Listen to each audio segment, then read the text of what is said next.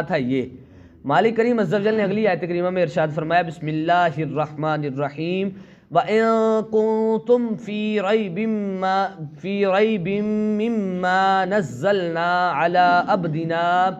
فَأْتُوا بِسُورَةٍ مِّن مِّثْلِهِ وَادْعُوا شُهَدَاءَكُم مِّن دُونِ اللَّهِ إِن كُنتُمْ صَادِقِينَ۔ اللہ عز و جل ارشاد فرماتا ہے وَإِن كُنتُمْ فِي رَيْبٍ مِّمَّا نَزَّلْنَا، اور اگر تمہیں کچھ شک ہو اس قرآن مجید میں جو ہم نے علی عبدنا اپنے بندہ خاص پر نازل کیا، یعنی اگر تمہیں اس قرآن میں کوئی شک ہے جو ہم نے اپنے بندہ خاص پر نازل کیا، فَأْتُوا بِسُورَةٍ مِّن مِّثْلِهِ، تو پھر تم اس جیسی اس کے مثل کوئی ایک صورت لا کر دکھاؤ۔ یعنی اگر تم یہ کہتے ہو نا کہ یہ اللہ کا کلام نہیں ہے بلکہ یہ سرکار دو عالم اپنی طرف سے لکھ کر لاتے ہیں یا اپنی طرف سے لکھ کر تمہارے سامنے بیان کرتے ہیں، اس میں کوئی شک رکھتے ہو، تو اللہ تعالیٰ فرماتا ہے کوئی ایک صورت لاؤ اس کے مثل، ایک صورت لاؤ اس کے مثل۔ وَادْعُوا شُهَدَاءَكُم مِّن دُونِ اللَّهِ، اور اللہ کے سوا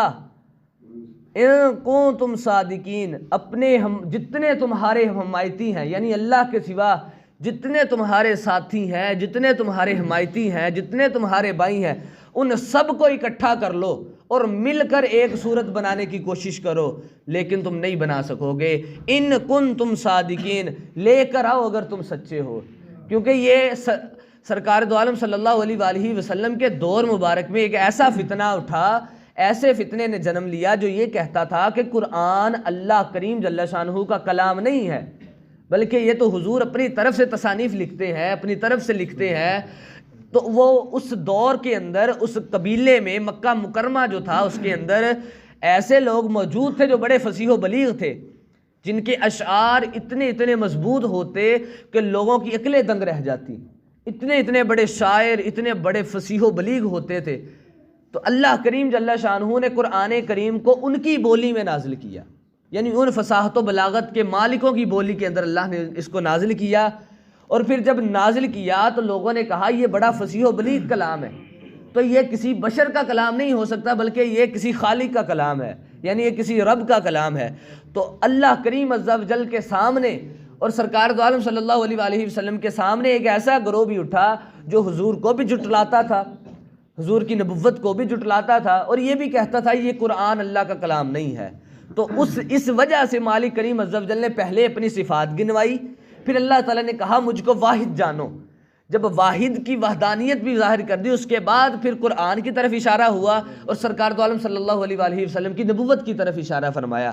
اور یہ جو لوگوں کے ذہنوں میں اشکال تھے، وہم و گمان تھے، مالک نے ان سب کو دور فرما کر فرمایا وَإِن كُنتُمْ فِي رَيْبٍ مِّمَّا نَزَّلْنَا عَلَىٰ عَبْدِنَا، اگر تمہیں ذرہ برابر بھی اس بات میں شک ہے کہ یہ جو قرآن ہم نے نازل کیا ہے اپنے بندہ خاص پر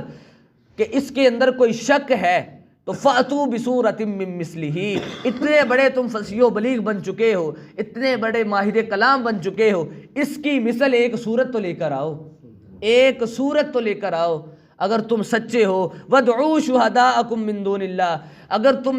اکیلے تم اکٹھے نہیں کر سکتے تو جتنی مخلوق روئے زمین پر تمہارے ساتھ ہے، تمہارے عقیدے والی ہے، ان سب کو جمع کر لو، ایک جمع بیٹھ کر، ایک جگہ پر جمع ہو کر بیٹھ کر ایک سورت قرآن کی مثل لکھ کر لاؤ، ایک مثل لے کر آؤ۔ رب کریم عز و جل فرما رہا ہے ان کنتم صادقین، اگر تم اپنے موقف پر سچے ہو، تو لہٰذا ایک سورت بھی اکٹھی نہیں کی جا سکتی تھی۔ جب یہی بات